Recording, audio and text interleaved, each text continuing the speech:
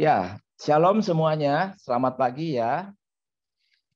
Ya, ini kalau kayak gini pasti nggak ada yang jawab ya karena di mute semua. Ya udah deh. Shalom Pak Pipa. Shalom Ya. Pak. Shalom Pak. Shalom Oh, Pak. oke. Pagi, Oke, Pak. puji Tuhan. Pak. Ada juga yang nyaut nih ya. Pagi, Pak. Shalom Pak. Ya, ya. Pak. Oke, ya udah. Nanti terus sampai setengah jam bercanda ya. Oke, Sacred Search ya. Tadi sepertinya Siwi, saya panggil Siwi ya, sudah menyebutkan ya tentang what is Sacred Search, carinya dari Google begitu kan? Ya betul sekali, Sacred Search itu pencarian dan sacred itu sesuatu yang kudus. Oke. Nah, saudara-saudara, pasti pikiran kita secara cepat mungkin berpikir ini soal pasangan hidup. Nah, tetapi saya ingin mendahului tentang sesuatu yang seharusnya kita boleh cari terlebih dahulu, ya. Yaitu mari kita membuka Matius 6 ayat 33, Saudara. Mari kita melihat Matius 6 ayat 33, saya langsung bacakan saja ya bagian ini. Tetapi carilah dahulu kerajaan Allah dan kebenarannya, maka semuanya itu akan ditambahkan kepadamu. Oke, jadi kepada setiap kita yang masih muda di sini, saya juga pernah muda, dan saya bertobat di usia 18 tahun. Sebelumnya saya belum percaya kepada Kristus ya.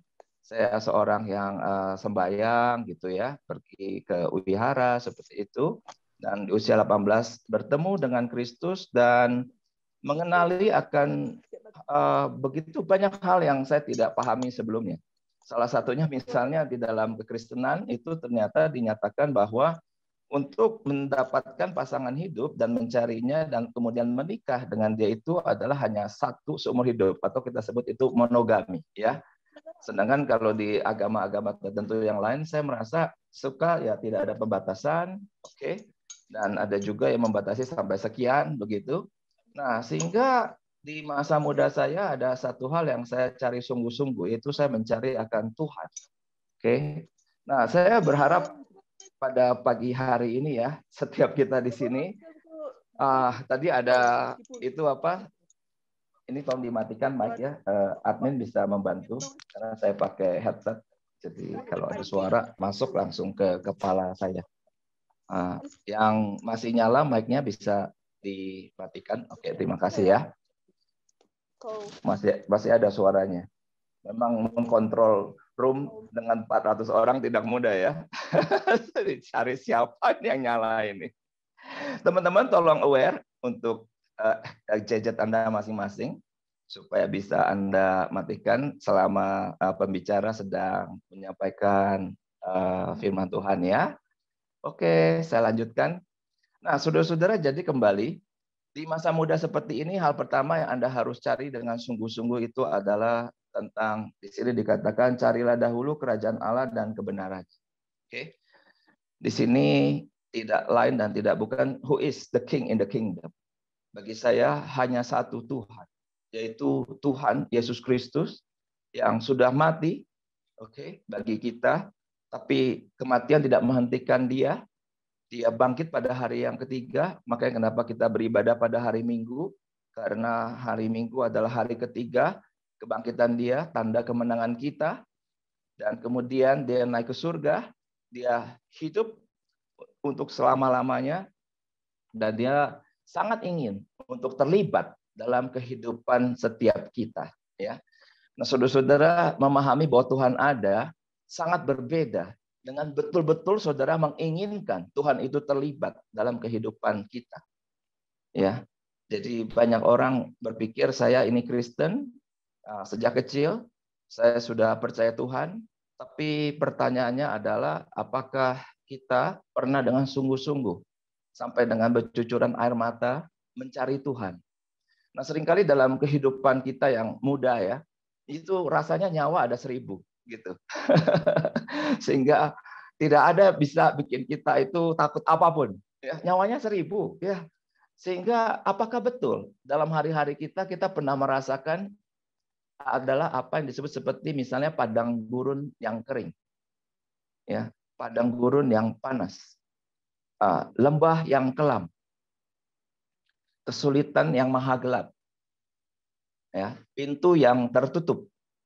Yang tidak ada jalan.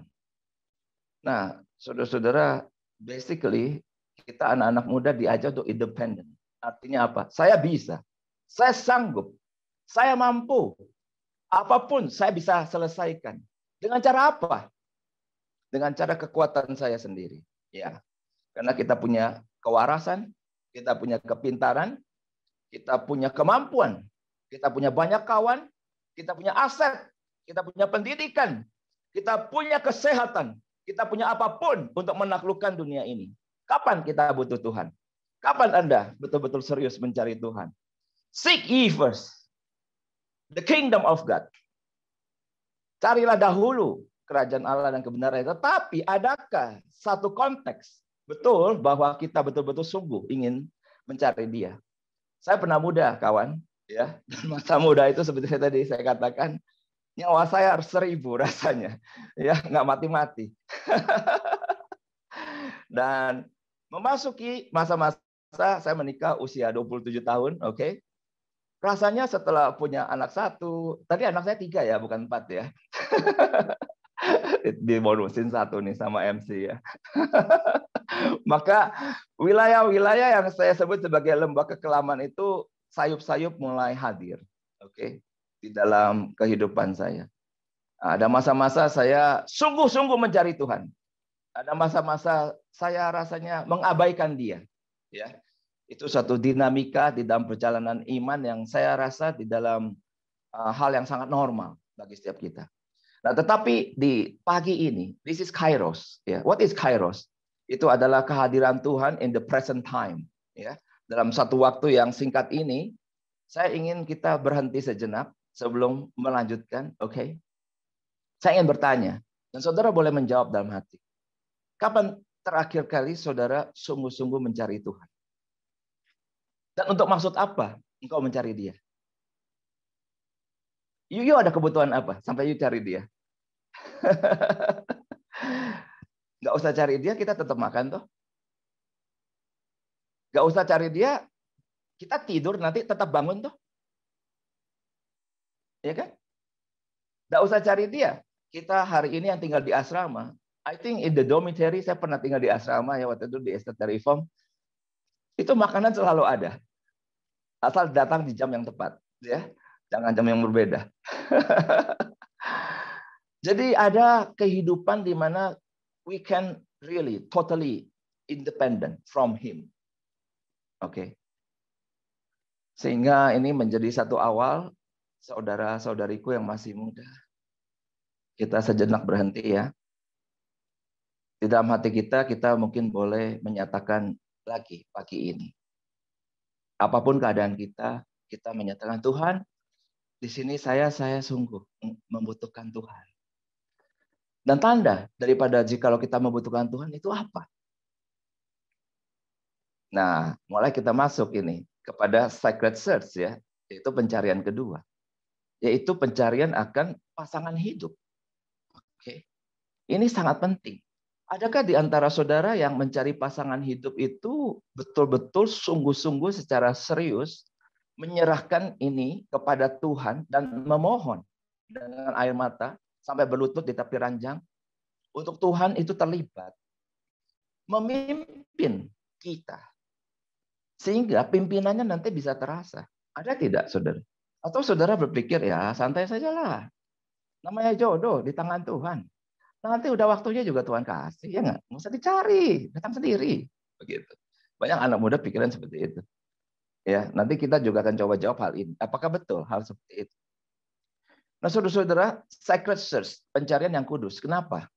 Karena setelah kita memiliki the beginning is saat kita born again, we are born again Christian. Kita mencari Tuhan, dan kemudian Tuhan hadir dalam hidup kita. Maka kehadiran Tuhan dalam hidup kita itu memiliki makna. Memiliki tujuan, ada purpose. What is the purpose? Nah, the purpose is, saya ingin membaca dari Roma 8 ayat 29 ya. Roma 8 ayat 29 di sini dikatakan apa? Sebab semua orang dipilihnya dari semula, mereka juga ditentukannya dari semula untuk menjadi serupa dengan gambaran anaknya. Oke. Jadi kita yang sudah diselamatkan, puji Tuhan. Kita mau isi dengan apa keselamatan ini? Pesta pora? Mabuk-mabukan? narkoba, apapun dunia ini kita mau lahap, kita mau nikmati. Bahkan semua doa yang kita naikkan hanya untuk diri kita. Supaya kita sukses, supaya kita diberkati, supaya kita sehat, supaya kita lancar jaya. Itu saja. Nah, saudara-saudara, kita perlu memahami hal ini. Bahwa jikalau betul hari ini kita sudah diselamatkan, maka ada satu purpose yang Tuhan mau untuk kita jalani bersama Dia. Bahwa firman Tuhan menyatakan semua orang dipilih. Oke, dipilih dari semula. Mereka juga ditentukan, Tuhan tentukan dari semula untuk menjadi serupa dengan gambaran anaknya. Serupa dengan Tuhan kita, Yesus Kristus. Nah, saudara-saudara, ini akhirnya menjadi suatu perjalanan panjang. Ya, waktu saya bertobat umur 18, tidak lama kemudian saya cukup banyak berkegiatan di satu gereja di Jakarta. Tapi ada satu pertanyaan yang saya suka tanyakan di dalam hati saya. Saya tuh katanya begini ya, di tengah keheningan malam, atau di tengah keheningan pagi, saya suka bertanya begini, Tuhan, saya bertobat di usia muda gini, asumsi kalau saya meninggal usia 70 gitu ya, berarti masih ada 50 tahun gitu dalam sisa hidup saya. Tuhan ini mau saya jadi apa ya? Begitu. Tuhan mau saya ngapain ya? Nah, saudara-saudara, pertanyaan seperti ini pernah tidak saudara tanyakan kepada Tuhan? Ya. This is a serious question. Dan saya berharap, jikalau hari ini betul ada sekitar 1.000 orang, anak muda, yang sekolah di UPH, sekolah Kristen. Saya tidak ingin Anda miss ya tentang satu masa 4 tahun Anda dididik dalam suatu universitas Kristen terkemuka, yang baik sekali dosen-dosennya saya tahu. Tapi Anda miss something. Yang pertama, apakah Anda miss memahami bahwa Tuhan Yesuslah satu-satunya Tuhan dan Juru Selamat? I hope you don't miss this thing, okay? Yang kedua, do you ever ask Him why you created by Him? For what purpose? Untuk tujuan apa? For what? Nah, saudara-saudara, di titik ini ya, kita memasuki apa yang disebut sebagai, coba kita pikirkan bahwa usia 18 sampai 25, usia kalian rata-rata di sini ya. Itu dunia psikologi menyatakan itu adalah decisive years, oke? 1 tahun ya, yang sangat singkat, itu hanya 7 tahun ya. 18 sampai 25 itu usia muda. Sebelumnya itu teenager, dari 12 sampai 16, teen. Itu juga masa yang singkat. Saudara sudah bukan teenager, oke? Saudara adalah youth, pemuda, pemudi. Bukan lagi remaja, remaji, ya. Remaja-remaji punya pergumulannya sendiri yang harus dimenangkan. Jika itu tidak dimenangkan, akan menjadi satu masalah seumur hidup. Misalnya apa? Identitas. Ya, identitas harus jelas. Jikalau identitas itu tidak jelas, maka basically orang-orang dewasa itu susah sekali untuk membina akan intimasi.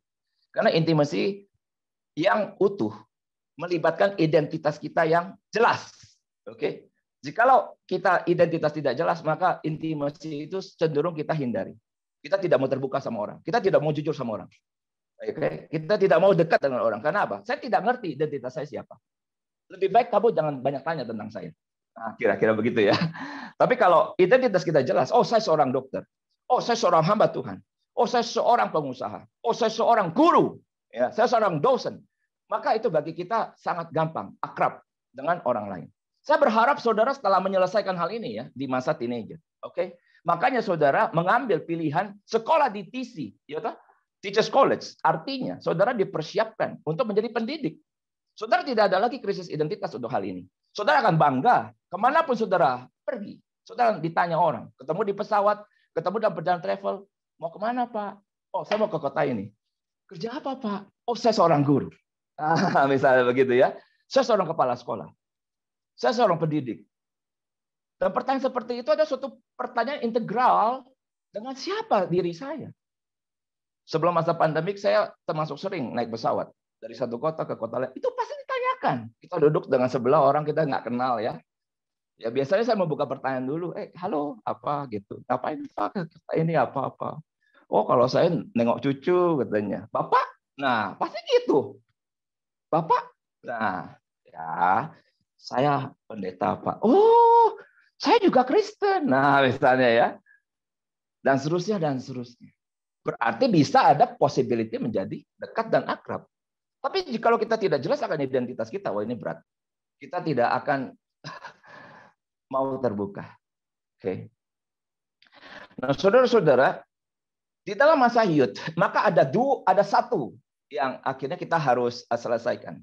Jadi dalam decisive years ada dua hal yang kita harus selesaikan. Oke. Yang pertama kita bawa dari teenagers, oke. Itu soal identitas dan itu adalah bermuara akhirnya kepada studi kita dan pekerjaan kita seumur hidup. You mesti menangkan hal ini. Jangan saudara sekolah guru tapi nanti bingung. You tidak enjoy menjadi guru. You tidak fulfill menjadi guru. Harus ada kepuasan jiwa saat Anda menjadi pendidik. You are very happy. Seperti saya sebagai hamba Tuhan, saya happy sekali pagi ini. Karena memang panggilan saya adalah hamba Tuhan. Saya mengalami kepuasan jiwa saat saya menjalankan peranan saya.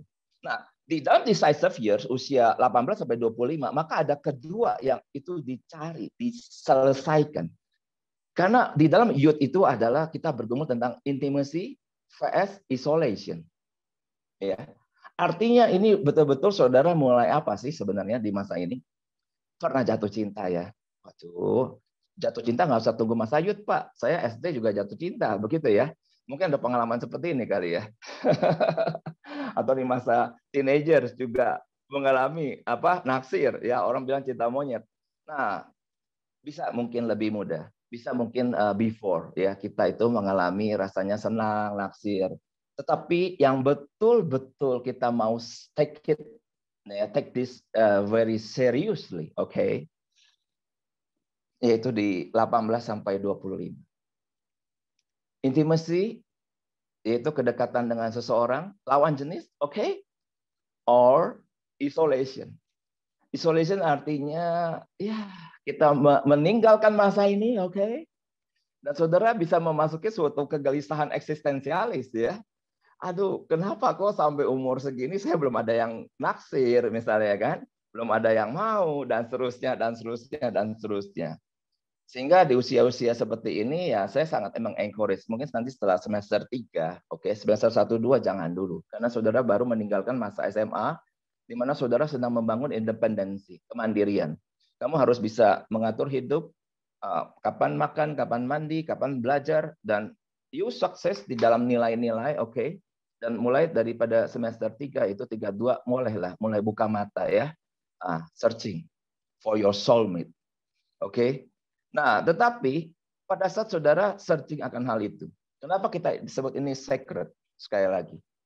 Karena dua hal tersebut, pekerjaan maupun pasangan hidup, itu adalah sesuatu yang Tuhan mau pakai untuk membawa kita makin serupa dengan Dia. Pahami hal ini, dan tolong dicatat. Saya ulangi ya kalimat tadi ya. Sebab semua orang dipilihnya dari semula, mereka juga ditentukannya dari semula untuk menjadi serupa dengan gambaran anaknya. Oke? Supaya ia anaknya itu menjadi yang sulung di antara banyak saudara-saudara. Tuhan Yesus berkata, aku bekerja, Bapakku sampai hari ini bekerja, maka aku bekerja. Maka sekali lagi soal pekerjaan yang mengandung tanggung jawab. Saudara harus memiliki satu konsep, itu juga sacred search, pencarian yang kudus. Karena di dalamnya Tuhan akan membangkitkan engkau menjadi pemimpin. Engkau akan menjadi kepala dan bukan ekor. You will be the leader that will be influence the people. Influence the nation. Jangan main-main dengan hal ini. Ini pesan saya. Ya, ada orang sampai usia 30 masih bingung pekerjaannya apa. Masih loncat-loncat kayak kodok sana sini. Ya, tidak jelas. Jangan, saudara. Karena kita akan berkeluarga. Dan keluarga itu butuh expense. Ya, ada cost. Jangan nanti udah menikah masih bingung. Aduh, bekerja apa ya? Jangan begitu ya. Kawan-kawanku yang masih muda, serius. Nah, di posisi guru paling tinggi itu apa? Coba dicek, ya. Nah, kalau bisa jadi ketua yayasan sekalian, oke? Nah, sehingga kita bisa smooth sampai menjadi kepala, bukan ekor. Karena the leader, itu ada posisi daripada Israel yang Tuhan inginkan. Dan dengan demikian kita Israel rohani, kita juga, Tuhan mau kita semua menjadi pimpinan tertinggi di dalam society. Ini anak-anak Tuhan harus pahami hal ini. Carilah ini. Ya, dengan serius. Tanyalah di hadapan Tuhan. This is the second sacred search. Jadi the first is His kingdom. Jesus Christ. The second is your job. Okay? Your work. Saya punya satu konsep ya. Semoga Tuhan juga mewujudkan hal ini. Saya ingin loh bekerja sampai hari terakhir saya hidup ya.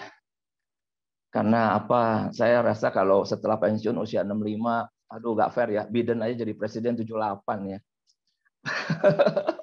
Artinya itu kok masanya 20 tahun ya. Masa kita nganggur-nganggur di rumah ya. Aduh, kayak bengong-bengong main sama cucu, nggak gitulah ya.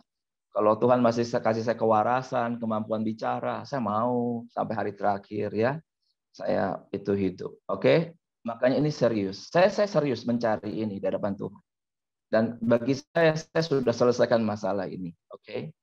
Nah, the third sacred search ini baru seru ya. Karena sesuai dengan warnanya pink, oke? Itu adalah mencari pasangan hidup dan ini bulan Valentine. Nah, saudara-saudara kita mengerti akhirnya bahwa di dalam kita mewujudkan hal ini, you cannot be alone, oke? You cannot be alone. Kamu nggak bisa sendirian, ya. Kamu harus ditemani seseorang. Hello. Kenapa? Karena Kejadian 2 ayat 18, firman Tuhan berkata, tidak baik manusia itu seorang diri saja. Sehingga dalam satu purpose, dalam satu purpose untuk menjadi serupa dengan Kristus, Tuhan berikan kita tanggung jawab, ya, kemampuan yang maksimal, pikiran cerdas, jabatan akan diberikan karena kita konsisten, kita setia, kita tekun, kita berfungsi, dosa akan dikikis habis, sehingga seluruh tubuh kita, the word become flesh, firman menjadi daging. Daging ini yang di masa muda mungkin masih sering kita pakai untuk berbuat dosa. Tapi dengan berjalannya umur, kita makin daging ini dipakai untuk memuliakan nama Tuhan. Maka saya percaya Tuhan kita yang kita sembah ini adalah Allah Tritunggal. Allah Bapa, Putra, dan Roh Kudus. Father, Son, and Holy Spirit. Di dalam kekekalan Tuhan tidak pernah sendirian. Sebelum segala sesuatu ada, dia tidak pernah sendirian. Tuhan Allah kita adalah Esa. Esa artinya bukan satu. Tapi Tuhan yang satu-satunya itu. The Lord of Hosts. Yang satu-satunya itu dalam kekekalan itu ada 3. Maka dia berkata. Saat dia sudah menciptakan Adam. Dan dia berkata apa kepada Adam itu? Ini ciptaan sungguh amat baik. Padahal sebelum-sebelumnya cuma baik saja ya. Terang, baik. Gitu. Ada laut, dipisah segala macam. Burung, binatang. Di udara, dia semuanya baik. Tetapi bagi manusia, Tuhan berkata, sungguh amat baik. Adam. Tapi tidak lama kemudian muncul kalimat ini. Di Kejadian 2. Ya, ayat 18. Tidak baiklah. Jadi udah baik gitu ya. Dan melihat Adam yang begitu gagah ya. Dicipta segambar dan serupa Tuhan. Luar biasa. Dilihat, aduh, ini Adam kesiannya. Main sama kucing, meong-meong, ya, kambing, ya, kodok, teok, tek, dung, ya, kalau nggak salah ya begitu toh. Aduh, diajak ngomong nggak nyaut ya, atau nyaut juga nggak ngerti. Kamu ngomong apa sih ini gitu kan? Nah, tetapi kemudian akhirnya kita tahu, wah luar biasa Tuhan menghadirkan seorang penolong yang sepadan dalam rupa Hawa dan itu adalah seorang wanita. Puji Tuhan. Adam itu adalah laki-laki dan Hawa itu adalah perempuan. Perempuan dan lelaki bersatu. Untuk apa? Mengerjakan akan Taman Eden. Sekali lagi, bekerja. Sejak saat itu, Adam lebih bahagia daripada sebelumnya. Percaya sama saya. Sama seperti saat Tuhan menghadirkan seorang wanita di sebelah saya yang agak rada ngumpet ya. Tadi dia bilang, kamu kalau khotbah aku ngumpet dulu. Oke. Nanti kalau tanya jawab dia balik lagi. Jadi sebelah sih. Maka saya bisa merasakan yang dirasakan Adam. Dan kalian harus rasakan. Tadi berapa persen yang masih jomblo ya? Kasihan sekali kalian itu. Gak apa-apa ya. It's okay. Kalian harus merasakan jatuh cinta. Karena God is love, Tuhan adalah kasih dan kasih menolak kesendirian, kasih menuntut kebersamaan, kasih menuntut kesalingan dan kasih itu berbagi segala sesuatu, kesenangan ataupun kesedihan. Itulah cinta. Nah, saudara-saudara, di sini akhirnya kita memahami. The third, yang ketiga, sacred source. What is? Yang akan sangat menentukan kalian. Apakah kalian akan mencapai keserupan dengan Kristus? Pasangan hidupmu ikut menentukan. Kamu akan, maaf, saya ngomong agak keras. Karena saya banyak bergerak di dalam pasutri ya. Pasukan suami takut istri. Salah. Pasangan suami istri maksud saya. Ya. Nah, banyak sekali air mata, saudara. Di dalam mencari pasangan yang salah. Get Mr. Wrong or Miss Wrong. Sehingga keserupan dengan Kristus itu tidak tercapai. Yang ada mungkin keserupan dengan setan. Nah, saudara-saudara, the third sacred source ini kita coba gumulkannya. Bahwa Anda akan menjadi makin utuh. Oke? Makin sempurna. Makin baik di mata Tuhan. Karena, again, you are not alone. Oke? Kamu tidak sendiri. Ya. Sehingga jikalau di kampus nanti ada yang naksir, ya gak apa-apa. Ya. Diberkatilah yang masih bisa naksir. Ya. Yang masih bisa jatuh cinta, puji Tuhan. Karena cinta datang dari Tuhan pula. Yang telah menciptakan kita dengan kemampuan tersebut. Ya, kemampuan untuk tertarik kepada lawan jenis. Dan ada keinginan berdekatan, dan seterusnya, dan seterusnya. Nah, saudara-saudara, sehingga sampai titik ini saudara memahami ya, apa makna daripada pekerjaan saudara. Itu sangat terkait dengan keserupaan dengan Kristus. Lalu, apa makna daripada pasangan hidup? Ya, kenapa itu sacred? Maka itu sangat berhubungan sekali lagi juga dengan apakah saudara nanti dalam perjalanannya ini menuju keserupaan dengan Kristus di dalam suatu glorification, satu progressive sanctification ya yang Tuhan akan hadirkan. Oke.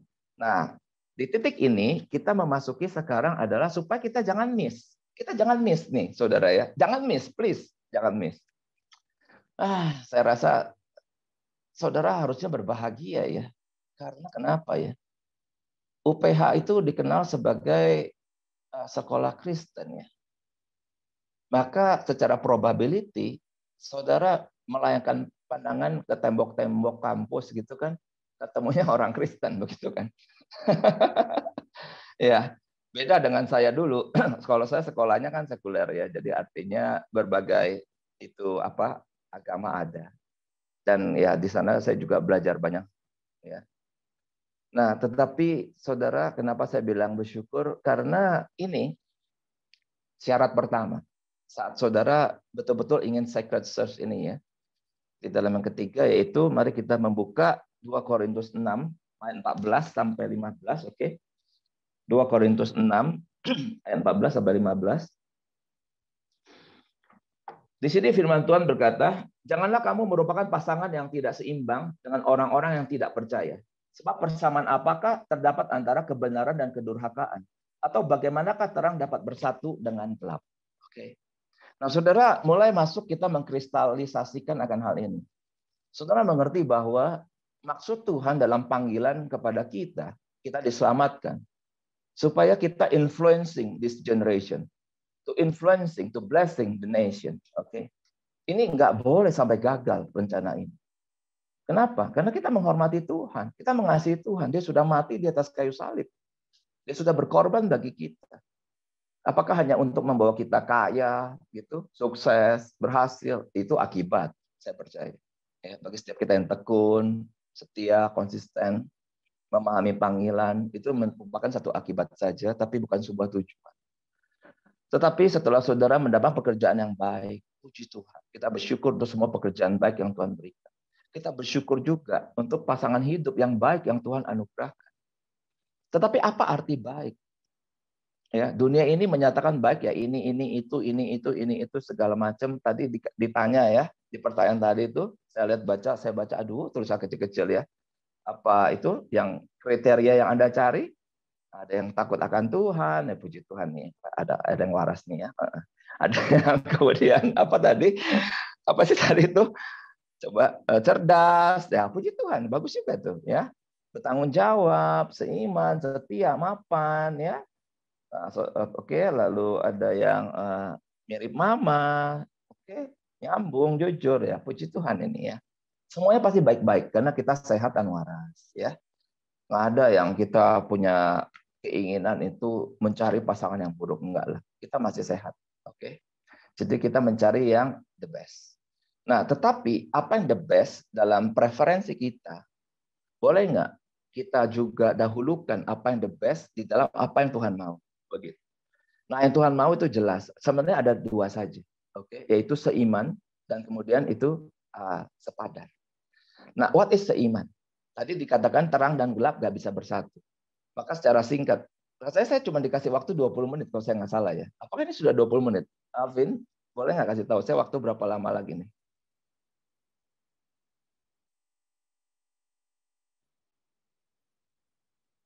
Atau siapa? Siwi, kamu tahu waktu saya?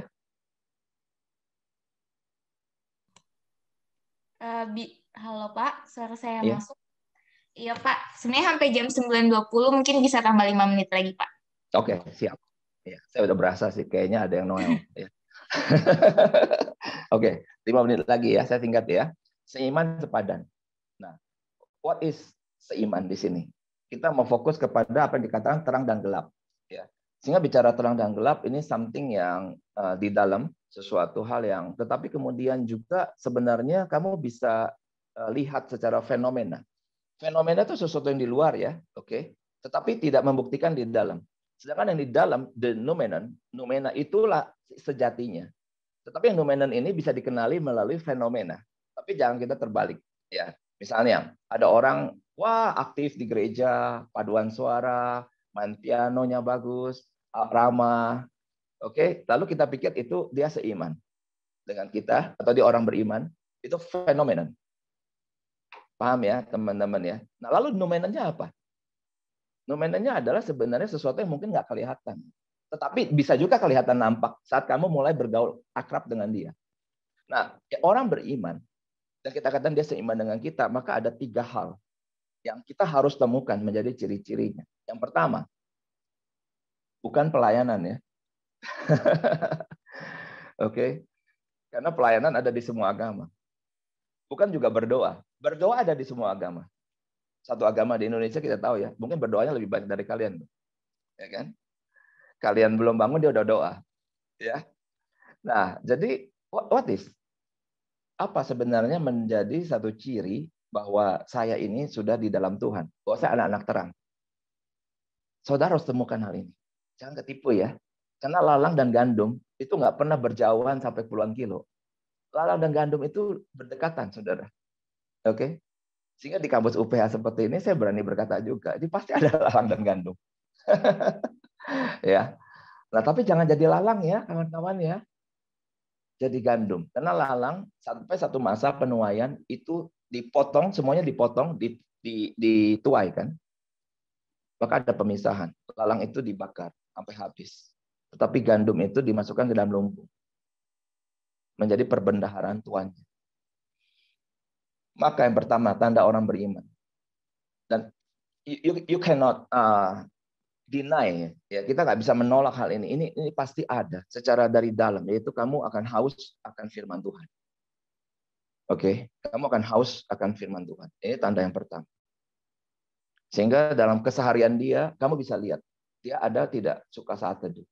Dalam keseharian dia waktu dia sedang ibadah. Ya, ini ibadah online ya. Yang memang ada kesulitan, tapi bagi saya untung. Setelah ibadah online, saya ibadah berlima satu rumah. Saya, istri, dan 3 anak. Saya bisa lihat tingkah laku anak saya. Tingkah laku rohani atau tingkah laku yang bukan. Nah, tingkah laku rohani itu apa sih sebenarnya? Bahwa you take it seriously saat firman Tuhan itu diberitakan. Very serious. Ya, jadi artinya kita dengarkan baik-baik. Kita adakan self-reflection saat kita mendengar firman. Seperti itu dan seterusnya dan seterusnya. Kemudian yang kedua, orang beriman. Ada karya Roh Kudus dalam hidupnya sehingga dosa mulai dikikis habis. Dalam masa pergaulan pacaran yang singkat 2 tahun, 3 tahun, you can see you can experience about all of these things. Bisa merasakan. Oke. Dan yang ketiga, tanda orang beriman, kamu melihat. Dia bertumbuh. Oke. Nah, sepadan itu apa? Ya, jadi seiman dan sepadan. Sepadan itu dalam bahasa Ibrani, yang diterjemahkan dalam bahasa Inggris adalah corresponding to himself. Jadi dia tersambung, nyambung, antara Adam dan Hawa itu nyambung. Ya, connected. Nah, menyambung ini cara bagaimana? Basically itu melalui komunikasi. Ya, tapi komunikasi juga dipengaruhi oleh banyak hal, seperti pendidikan kita. Dipengaruhi oleh background dari mana kita berasal. Dipengaruhi oleh perekonomian kita. Ya, bahasa komunikasi di kelas bawah dengan menengah dengan atas itu kosakatanya itu beda. Ya. Dipengaruhi oleh apa? Oleh struktur daripada jiwa, struktur daripada kerohanian, struktur daripada karakter. Itu semua membedakan. Ya, akan bahasa komunikasi yang kita pakai. Sehingga dari situ kita bisa mengenali. Nah, saudara-saudara, sehingga kita mengerti ya, pencarian yang ketiga ini di sisi Tuhan. Karena Tuhan punya satu niatan atas diri kita. Setelah Tuhan menebus kita untuk menjadi serupa dengan gambaran anaknya yang kudus itu. Tuhan akan menganugerahkan pekerjaan terbaik bagi kita. Amin. Tuhan juga akan menganugerahkan jika kita serius mencarinya, melibatkan dia. Pasangan hidup yang terbaik. Bukan berarti tidak ada lembah kelam, ya, saudara. Tetapi justru bersama pasangan hidup itu, kalian bisa mengubah lembah kelam menjadi mata air yang tidak pernah berhenti mengalir. Karena disitulah letak keseimanan itu. Menghadirkan Kristus yang bisa mengubah. Di tengah padang gurun ada aliran sungai yang bisa menolong setiap kita. Hidup masih panjang, kawan. Selamat menikmati masa muda. Ya.